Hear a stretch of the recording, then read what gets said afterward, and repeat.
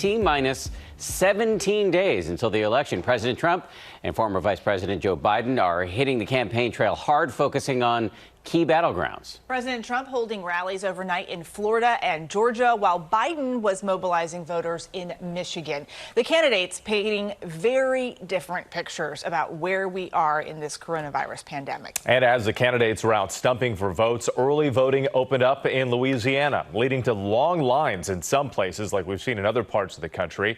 And for the first time ever, voters will be casting ballots at the famed Fenway Park in Boston to give people a big open-air space to vote. ABC's Rachel Scott is in Washington, D.C., one of several cities nationwide where the Women's March will be focusing on getting out the vote as well. Rachel, good morning. Whit, good morning, and thousands are expected at that march here in Washington. It's one of 400 events happening all across the country. With just 17 days to go, both sides trying to frame this race around the pandemic. The president insisting that we are rounding the corner as his rival Joe Biden warns that with a rise in cases and under the president's leadership, it's only getting worse. Overnight, President Trump behind in the polls, hitting the campaign trail in states he carried 4 years ago. In Georgia, a Republican stronghold, even contemplating a scenario where he would lose the election. Could you imagine if I lose my whole life? What am I going to do? I'm going to say, I lost to the worst candidate in the history of politics. I'm not going to feel so good. Maybe I'll have to leave the country. I don't know. And in Florida, speaking directly to seniors, trying to win back that critical voting bloc his rival is now showing strength with.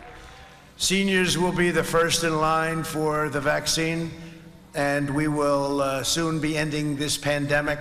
The light at the end of the tunnel is near. We are rounding the turn. On that same day the president made those remarks, the U.S. hit a grim milestone, 8 million coronavirus cases. Hours later, Georgia State Representative Vernon Jones seen crowd surfing at the president's rally without a mask, passed around by supporters who weren't wearing one either. Joe Biden in Michigan taking on the president, claiming Trump is in deep denial and Americans are dying because of it. Turn the corner. My Lord. It's not disappearing. In fact, it's on the rise again. It's getting worse as predicted. A new Pew Research poll showing the former vice president leading nationally by more than 30 points with Latinos, a key voting demographic. The Biden campaign sitting down virtually with celebrity couple Jennifer Lopez and Alex Rodriguez. My kind of hope and quest for the Latino community is that they start understanding their power. They understand what they need for this country, that their vote counts. More than 22 million Americans have already cast their ballots. From New Orleans to Chicago, early voters rushing to the polls. Charles Gill said he would wait in line for as long as it takes. The people before me that stood in line for me to give me this opportunity to stand here, I'm pretty sure they went through much more than I had to do. With just 17 days to go, former President Barack Obama will be hitting the campaign trail too, for the first time in person. At a Democratic fundraiser saying winning in November is a necessity. A lot of times people used to call me no drama Obama. Well, it's true. I tend to be pretty steady. You know, I don't engage in a lot of hyperbole. But this one really is the most important election that I can think of, because our country's at a crossroads. But the battle for the White House has already shaped up to be a bitter and ugly fight. Senator David Perdue under fire for these comments he made about his colleague and Biden's running mate, Senator Kamala Harris, at the president's rally in Georgia. Kamala, I don't know. Whatever. Harris's spokesperson firing back, calling the remarks incredibly racist.